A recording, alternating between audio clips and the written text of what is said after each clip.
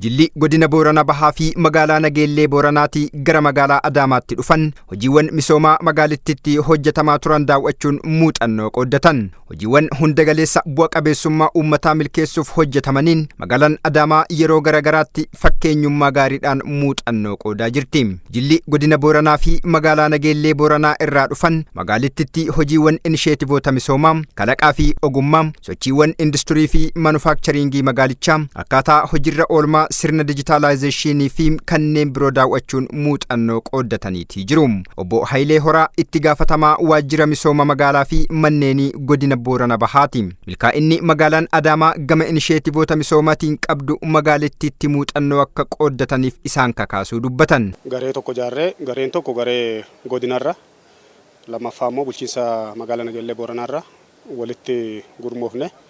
Yaa'u muuxannoo fudhachuudhaaf magaalaa Adaamaa filanne. Kanaaf har'a magaalaa Adaamaa dhufne muuxannoo keessattuu inisheetivii qonna magaalaa irratti magaalli kun miidiyaanis ennaa agarru baay'ee milkaa'eera.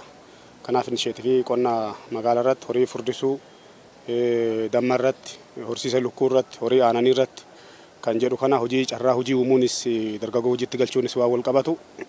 Naannoo kanattis lafaanis wal qabatee qabiinsa ragaa lafa magaalaa kadastaraanis wal qabatee magaalittiin sadarkaa fooyyerra waan jirtuuf hojii kanaa fi hojii kana fakkaatan baay'ee isaanii walitti qindeessine cheeklistii gabaabaa baafanne.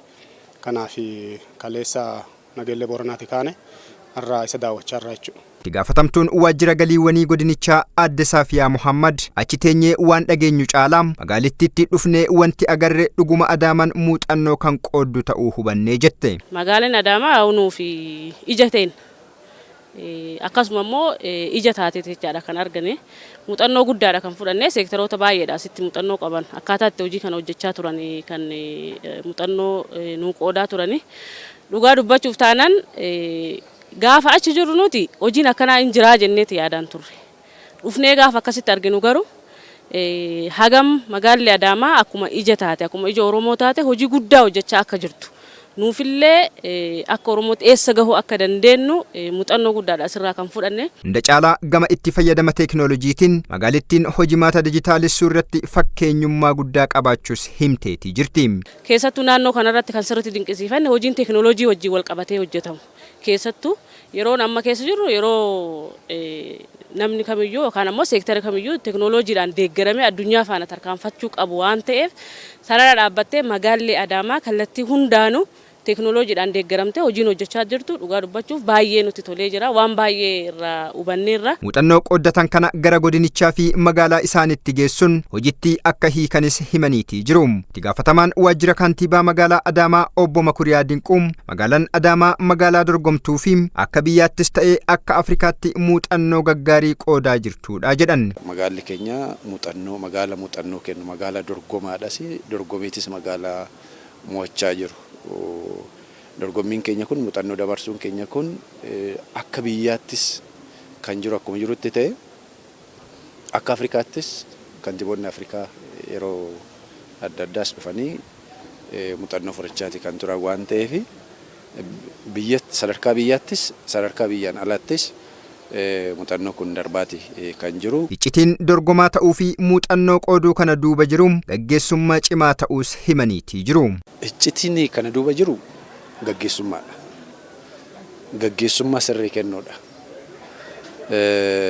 Bara 2011 keessa naannoon kun naannoo sirriin turre. Oddoo nama keessa dhaabbannu kun daaraa ture. Daaraa ture kanarraa ka'ame. Daaraa kana bara 2012tti akkamitti ceenaa kan jiru kun gaafii hooggansaa ture.